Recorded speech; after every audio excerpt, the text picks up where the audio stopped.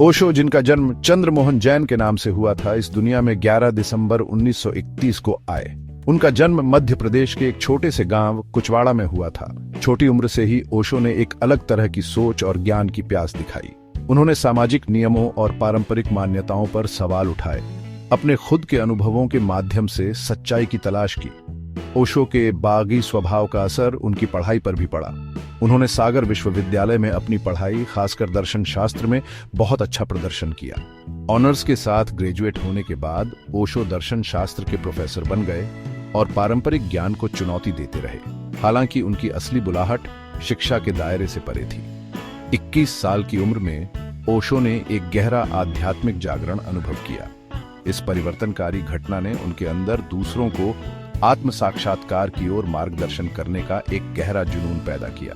अपने शैक्षणिक करियर को पीछे छोड़ते हुए ओशो ने एक आध्यात्मिक गुरु के रूप में एक यात्रा शुरू की।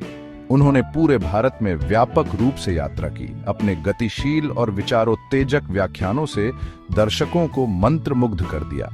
ओशो की शिक्षाओं ने धार्मिक सीमाओं को पार कर लिया, ध्यान, माइंडफुलनेस और आत्मखोज के महत्व पर जोर दिया।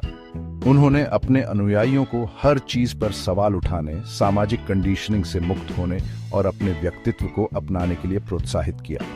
ओशो की शिक्षाएं बड़ी संख्या में साधकों के साथ प्रतिस्पर्धित हुईं और उनकी प्रसिद्धि पूरे भारत में तेजी से फैल गई। वे अपने अपरंपरागत तरीकों, पूर्वी रहस्यवाद और पश्चिमी दर्शन के अपने अनूठे मिश्रण और जीवन के सभी क्षेत्रों के लोगों से जुड़ने की अपनी क्षमता के लिए जाने जाते थे। ओशो की शिक्षाओं के केंद्र में ध्यान की परिवर्तनकारी शक्ति में गहरा विश्वास था। उन्होंने ध्यान को केवल एक धार्मिक अभ्यास के रूप में नहीं, बल्कि एक मौलिक मानवीय आवश्यकता के रूप में देखा, जो व्यक्तिगत विकास, आंतरिक शांति और आध्यात्मिक जागृति के लिए आवश्यक है। ओशो ने सिखाया कि ध्यान बिना किसी निर्णय के अपने विचारों, भावनाओं और शारीरिक संवेदनाओं के बारे में जागरूक होने की कला है। उन्होंने इस बात पर जोर दिया कि नियमित ध्यान अभ्यास के माध्यम से व्यक्ति मन की निरंतर बकबक को शांत कर सकते हैं, अपनी आंतरिक शांति से जुड़ सकते हैं और शांति और स्थिरता की गहरी भावना का अनुभव कर सकते हैं।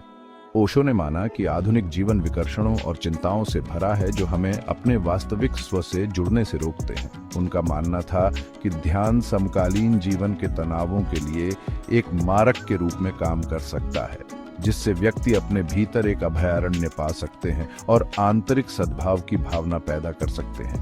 ओशो ने कई तरह की ध्यान तकनीकों का विकास और परिचय दिया, जिनमें से प्रत्येक को आधुनिक साधकों द्वारा सामना की जाने वाली विशिष्ट आवश्यकताओं और चुनौतियों का समाधान करने के लिए डिजाइन किया गया था।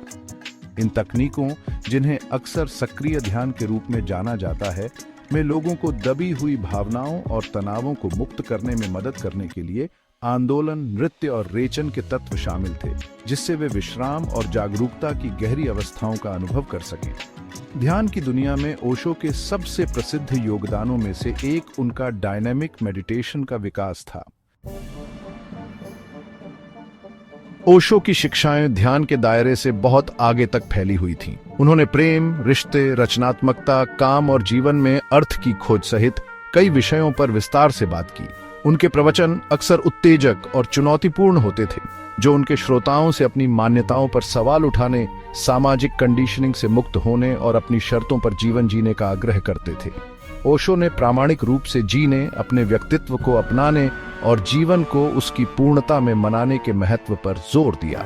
उन्होंने अपने अनुयायियों को जोश के साथ जीने, जोखिम लेने और अज्ञात का पता लगाने के लिए प्रोत्साहित किया। ओशो की शिक्षाएं उन लोगों के साथ प्रतिध्वनित हुईं जो जीवन का एक अधिक पूर्ण और सार्थक तरीका खोज रहे थे, लेकिन उन्होंने विवादों को भी आकर्षित किया। सेक्स, विवाह और धर्म पर उनके अपरंपरागत विचारों के साथ साथ पारंपरिक नैतिकता की उनकी आलोचना ने कुछ तिमाहियों से आक्रोश और निंदा को जन्म दिया। ओशो की शिक्षाओं को अक्सर स्थापित मानदंडों और मान्यताओं के लिए खतरे के रूप में देखा जाता था और उन पर एक पंथ नेता और एक धोखेबाज होने का आरोप लगाया गया था। 1970 के दशक की शुरुआत में ओशो ने पुणे, भारत में एक आश्रम की स्थापना की, जो जल्द ही दुनिया भर के आध्यात्मिक साधकों के लिए एक आकर्षण का केंद्र बन गया। ओशो इंटरनेशनल मेडिटेशन रिजॉर्ट के रूप में जाना जाने वाला आश्रम, ध्यान और चिकित्सा कार्यक्रमों की एक विस्तृत श्रृंखला प्रदान करता था, जो हर साल हजारों आगंतुकों को आकर्षित करता था। हालांकि नशीली दवाओं के उपयोग, यौन दुराचार और वित्तीय अनियमितताओं के आरोपों के साथ आश्रम भी विवाद का केंद्र बिंदु बन गया। ओशो के जीवन और शिक्षाओं ने दुनिया पर एक अमिट छाप छोड़ी है। पूर्वी रहस्यवाद और पश्चिमी दर्शन का उनका अनूठा मिश्रण, ध्यान और आत्मखोज पर उनका जोर और उनकी उत्तेजक और चुनौतीपूर्ण शिक्षाएं जीवन के सभी क्षेत्रों के लोगों को प्रेरित और आकर्षित करती रहती है। जबकि ओशो की विरासत बहस और विवाद का विषय बनी हुई है, इसमें कोई संदेह नहीं है कि वे अपार प्रभाव वाले आध्यात्मिक शिक्षक थे, जिन्होंने दुनिया भर के लाखों लोगों के जीवन को छुआ। ओशो का प्रेम, स्वतंत्रता और आत्म साक्षात्कार का संदेश आज भी साधकों के साथ प्रतिध्वनित होता है, उन्हें अधिक जागरूक, पूर्ण और सार्थक जीवन जीने के लिए प्रेरित करता है। उनकी शिक्षाएं आंतरिक शांति, आत्मखोज और मानवीय स्थिति की गहरी समझ का मार्ग प्रदान करती हैं। ओशो की विरासत समय और स्थान को पार करने के लिए विचारों की शक्ति का प्रमाण है, जो उनके निधन के लंबे समय बाद भी जीवन को प्रेरित और बदलती रहती है।